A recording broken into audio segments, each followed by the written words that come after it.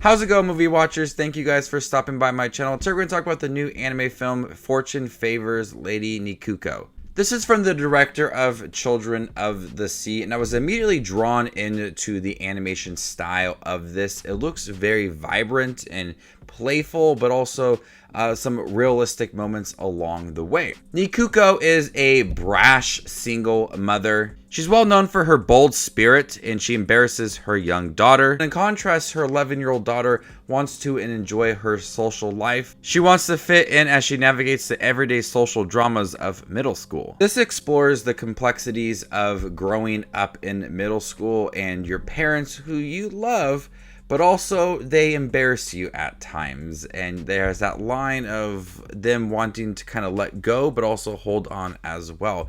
And this film perfectly explores that, where this 11-year-old girl often is embarrassed by her mother. Her mother is a favorite in this small town, but often she just kind of is in the background and doesn't really want to do much with her mother. On the other hand, her mother is always loud, she's free-spirited, she enjoys eating. But the film definitely does explore that relationship, and you do feel that there is love there, but they are dealing with the fact that this 11-year-old girl wants to just kind of do things on her own. It's very relatable. I remember when I was in middle school and I just wanted to have fun with my friends, and you know, at times I just didn't want to be around my mom, and just kind of how things are with a lot of people. I'm sure a lot of people could relate to this film. What works with this film is that throughout it, we have this young girl, Kikuko, who is starting to realize the sacrifice her mom has made for her and everything she does along the way. And then she starts to appreciate her mom a little more,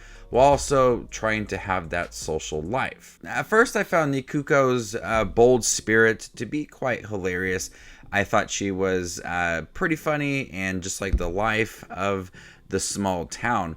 The jokes for her and her weight seemed to be a little bit repetitive, and they seemed to kind of just focus on the same thing about her. It got old pretty quick. It seemed to be a little offensive at times when it was starting to portray the mother and her weight and how much she enjoyed eating. It just seemed to pile on all of the jokes about her, and at times like we really weren't taking her very seriously, not up until the end of the film. Everything about her seemed to be free-spirited, which I like, but the jokes about her weight and her eating and all of that just seemed to be a little bit repetitive and off-putting at times. But like I said, the best thing about this film is that exploration of that relationship and some of the narration as well from this 11-year-old girl as she describes what had happened to her mother's past and what kind of led to her where she is now.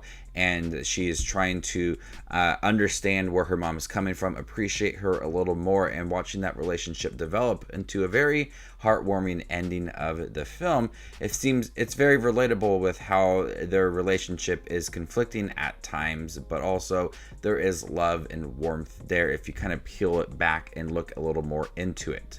At times, this film feels incredibly average. At times, it has some heartwarming moments. It's just kind of a mixed bag for me. It's not the most impressive anime film I have ever seen, but there is some right intentions with it. At times, it feels a little bit repetitive and a little bland, but also the animation works. It's cartoony at times, but also the exploration of that small seaside town and some of the buildings and this small boat that they live on, and the food, which anime movies, they always look good. The food looks amazing in here. So the animation looks great at times. At times it's a little bit cartoony, especially when it comes to the mother and some of the jokes and animation style when they are bringing her on screen. It seems a bit cartoony and kind of is conflicting with some of the other anime style within the film. So overall, Fortune Favors Lady Nikuko is fun at times. She's a really enjoyable character, but the jokes just kept on coming and were very repetitive. But I like that relationship and how relatable it is, and the complexities of being a middle schooler. You don't want to be embarrassed by your mom. You just want to have that social life, but you got to find that balance. And it's something that I think that a lot of people could easily relate to in watching this film. So before I give you my score for Fortune Favors Lady Nikuko, make sure to check out my channel. Here I do movie reviews, trailer reactions, ranking videos, tier lists, all that fun movie related content that you see on YouTube. I do it all here, so hit that subscribe button to get it all in one spot. I'm gonna go ahead and give Fortune Favors Lady Nikuko a C+. Thank you guys for checking my review for Fortune Favors Lady Nikuko. Have you guys seen it by chance? What do you think about it? Let me know in the comment section down below, and stay tuned for more up and coming content like this. My name is Just Watches Movies, and you guys stay classy, YouTube.